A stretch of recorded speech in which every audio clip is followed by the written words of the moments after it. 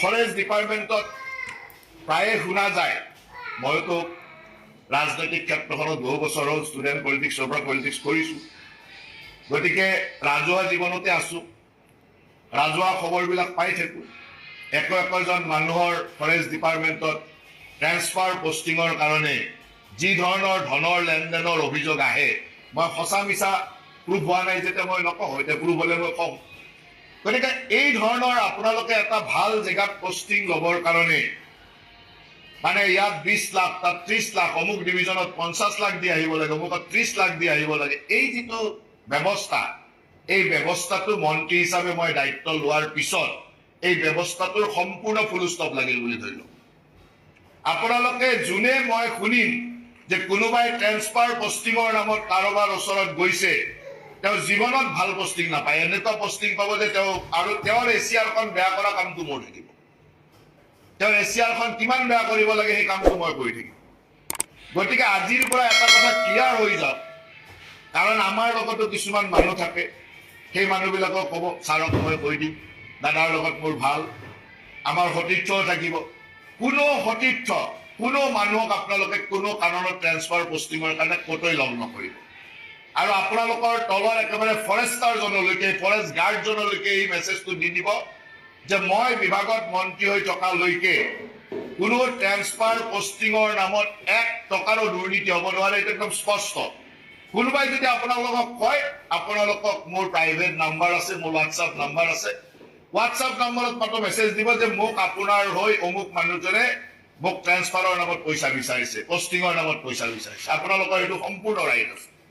আপোনালোকে একদম ফৰেষ্ট গাৰ্ডজনৰ পৰা ফৰেষ্ট বেটেলিয়নটোলৈকে কৈ দিব যে একদম যে আপোনালোকৰ কৰবাত যদি ফৰেষ্টাৰ একদম বেটেলিয়নটোলৈকে, গাৰ্ডজনলৈকে কৈ দিব যে আমাৰ ডিপাৰ্টমেণ্টত কোনো ধৰণৰ ট্ৰেন্সফাৰ পষ্টিঙৰ নামত 1 টকাৰো যাতে ক'তো দুৰ্নীতি নহয়, কাৰণ ফৰেষ্ট ডিপাৰ্টমেণ্টৰ প্ৰথম দুৰ্নীতি আৰম্ভ হয় ওপৰৰ পৰা। মাছ যেনেকে মূৰৰ পৰা গেলে, তেনেকে প্ৰথম ওপৰৰ পৰাই গেলে। গতিকে আপোনালোকক যদি মই ট্ৰেন্সফাৰ পষ্টিং বা মোৰ অফিচটোৱে মোৰ বিষয়ে যদি ট্ৰেন্সফাৰ পষ্টিঙৰ নামত টকা পইচা লোৱা আৰম্ভ কৰে, আপোনালোকক সেই টকা পইচাটো উঠাবই নহয় কৰবাত।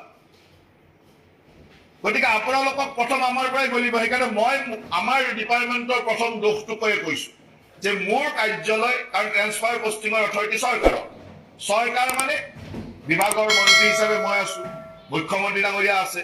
গতিকে আমাৰ ওপৰৰ পৰা আমাৰ বিষয়া, শীৰ্ষ বিষয়াসকল আছে, চৰকাৰৰ ফালৰ পৰা একেবাৰে স্পষ্ট কোনো বিষয়া কৰ্মচাৰী আমাৰ বিভাগত ট্ৰেন্সফাৰ পষ্টিঙৰ নামত কোনো ধৰণৰ দুৰ্নীতি যদি কোনোবাই কৰা বুলি শুনো, কোনোবাই আপোনালোকক কয়, লগে লগ জনোৱাটো আপোনালোকৰ কাম যে অমুকে মোক আপোনাৰ কথা কৈ ট্ৰেন্সফাৰ পষ্টিং দি বুলি কথা কৈ, হফৰ কথা কৈ, PCCF-ৰ কথা কৈ মোৰ পৰা টকা পইচা বিচাৰিছে, ইমিডিয়েটলি মোৰ হোৱাটছআপত মেছেজ আহিব আপোনালোকৰ। কাৰণ কোনোবা বিষয়া, কোনোবা মোৰ নাম, কোনোবা বিষয়া, এইটো ক'ব লাগিব, নহ'লেতো আৰু কৰা মানুহ এইকেইটাই নহয় জানো? এইকেইটাৰ নাম কৈ ক'ব লাগিব, এইকেইজনৰ নাম কৈ যদি কোনোবাই কয়, ইমিডিয়েটলি আপোনালোকে এটা মেছেজ দিব যে অমুকে এনেকে কৈছো মোৰ হোৱাটছআপত, আৰু তাক মই সুন্দৰভাৱে কি একশ্যন ল'ব লাগে ল'ম। আৰু যোনে এই কামটোক গম নোপোৱাকে কৰা বুলি মোৰ তাত কিবা প্ৰমাণ বা খবৰ আহিব, তেওঁৰ এছিয়াৰখন, তেওঁৰ কেৰিয়াৰটো বেয়া কৰা কামটো মোৰ ঘৰতে দিব। মই কেনেকে বেয়া কৰিম আৰু।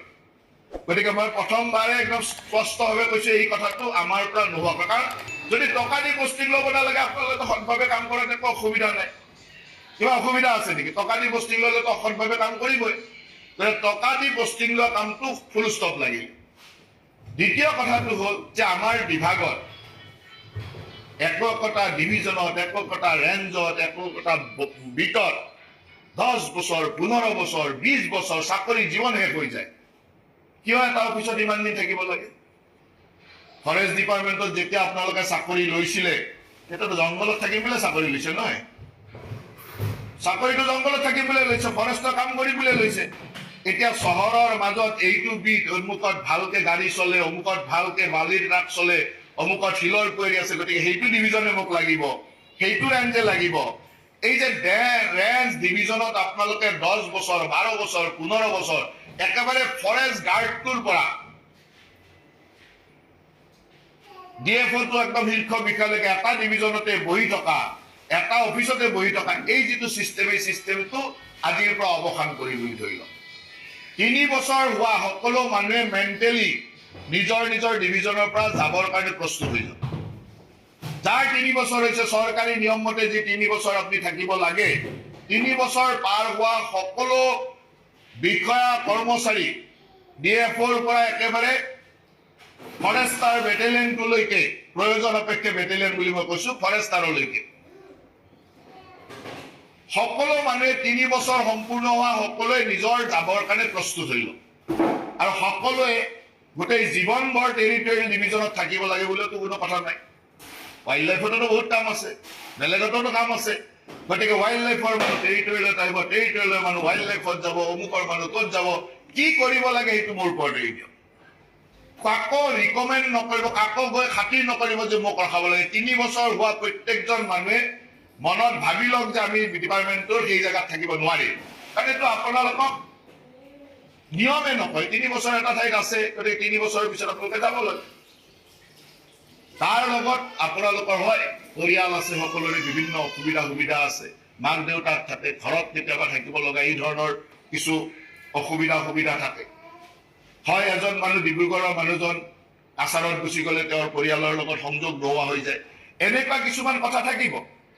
এই কথাবিলাকৰ কাৰণে আপোনালোকে কাকো বিষয়া, কাকো কৰ্মচাৰী বা শীৰ্ষ মানুহক আপোনালোকে এপ্ৰ'চ নকৰিব। আজিয়ে মই আপোনালোকক এটা লিংক দি দিম, আপোনালোক প্ৰত্যেকে যাৰ 3 বছৰ হৈ গ'ল সি তাত নাম লিখি মোৰ অমুক ডিভিজনত অমুকটোত মোৰ 3 বছৰ হৈ গ'ল, কেতিয়াৰ পৰা আছিলে, আৰু আপোনাৰ প্ৰিফাৰেবল চইচ 2টা বা 3টা দি থব, পাব বুলি কোনো কথা নাই। সেই লিংকটো ডাইৰেক্ট আপোনাৰ পৰা মোৰ তালৈ আহিব, ফৰেষ্ট গাৰ্ডটোলৈ দিব পাৰে। আৰু যাৰ 3 বছৰ হৈছে নিজে দিব, যদি নিদিয়ে তেতিয়াহ'লে মই মোৰ মতে কৰিম। আপোনালোকৰ প্ৰিফাৰেঞ্চখিনি মই প্ৰিফাৰ কৰিম, কিন্তু সেইটো হ'ব লাগিব বুলি নাভাবি নল'ব। আৰু তাত কোনো বেলেগৰ দ্বাৰা আহিব নালাগে। মই লিংক এটা দি দিম, মোৰ গুগল শ্বীটত এটা লিংক দি দিব, যিটো ডাইৰেক্ট আপোনাৰ আৰু মোৰ মাজত থাকিব। আৰু আপোনালোকে বিভাগৰ সকলো বিষয়া বা কৰ্মচাৰীক এই লিংকটো দি দিব যে মন্ত্ৰী ছাৰে দিছে। মই কিছুমান বস্তু অফিচিয়েলি কৰিব নোৱাৰিলে অফিচিয়েল বুলি নকওঁ, কিন্তু আনঅফিচিয়েলি এইটোৱে শুদ্ধ। নেচাৰেলি কোনোবা এজন মানুহে মন্ত্ৰীক এপ্ৰ'চ কৰাটোত অসুবিধা আছে, মাক দেউতাকৰ নামত কৰিব লাগে, অমুক লাগে, এটা নিয়ম আছে, মই নিয়মটো বাদ দিছো, সেইটো মোৰ আনঅফিচিয়েল কথা। আপোনালোকে গুগল শ্বীটত মই আপোনালোকক তাৰ কাৰণে কাকো পানিছমেণ্টো নিদিওঁ যে কিয় এজন অফিচাৰে মোক এপ্ৰ'চ কৰিব, সেইটো নহয়। মই গুগল শ্বীটটো দিছো মোৰ ডিপাৰ্টমেণ্টত মোৰ সুবিধাৰ কাৰণে। আপোনালোকে নিজে লিখিব যে মোৰ অমুকত আছো, 3 বছৰ মোৰ হৈ গ'ল, ইমান তাৰিখে মই জইন কৰিছিলো, এইটোত আছো, মোৰ প্ৰিফাৰেবল চইচ এইটো। লিংকটো আজিয়ে ক্ৰিয়েট কৰি দিব, আমাৰ হব আৰু স্পেচিয়েল চিফ ছেক্ৰেটাৰীয়ে চাই দিব কি বস্তু থাকিব লাগে। তাত কোনো মাজৰ মানুহৰ প্ৰয়োজন নাই। আজিকালি চবেই গুগল শ্বীট ভৰাব জানে, হোৱাটছএপত ভৰাই ল'ব, লিংকটো ল'ব, বঢ়িয়া আছে, গুগল শ্বীটত নিজৰ বস্তুখিনি ডাটাখিনি আপলোড কৰি দি দিব। আৰু ডিপাৰ্টমেণ্টে 3 বছৰ হোৱা যিমান মানুহ আছে চব লিষ্ট মোক দি দিব, 3 বছৰ কমপ্লিট হোৱা চব মানুহৰ লিষ্ট মোক দি দিব। আৰু তাৰ লগতে টেৰিটৰিয়েল ডিভিজনত কিমান দিন কাম কৰিলে সেইটোও মোক দি দিব, যে এই টেৰিটৰিয়েলত কিমান দিন কাম কৰিলে, কোন জেগাত। আৰু মইতো দেখিয়ে থাকো যে একজন মানুহ 15 বছৰ 20 বছৰ, আজিও এটা নিউজ ওলাইছে, মাজবাটৰ কোনোবা এজন মানুহৰ নিউজ এটা মোৰ তাত আহিছে যে তেওঁ চাকৰি জীৱনৰ 20 বছৰ এটা জেগাতে থাকি গ'ল বোলে, ফৰেষ্ট গাৰ্ডৰ পৰা প্ৰমোচন হ'ল, অমুকলৈ নিউজ এটা অলপ আগতে মই পাইছো। গতিকে এনেকুৱা মানুহ সকলোতে আছে, মই মাত্ৰ এটা কথা কোৱা নাই, সব জেগাতে আছে। গতিকে 3 বছৰ হোৱাৰ লগে লগে আপোনালোকে ক্লিয়াৰ হৈ যাওক যে মই যাব লাগিব, আৰু নিজৰ চইচটো দি থব। আমি চেষ্টা কৰিম, আমি নিবিচাৰো যে কোনোবা এজন মানুহ ডিব্ৰুগড়ৰ মানুহ এজন গৈ কাছাৰত থাকক, ঠিক আছে, ডিব্ৰুগড়ৰ মানুহজনক শিৱসাগৰত দিব চেষ্টা কৰিম, ডিব্ৰুগড়ৰ মানুহজনক তিনিচুকীয়াত দিব চেষ্টা কৰিম, আমি সেই প্ৰিফাৰেঞ্চটো ৰাখিম, কিন্তু চবটো মিলাব নোৱাৰিম।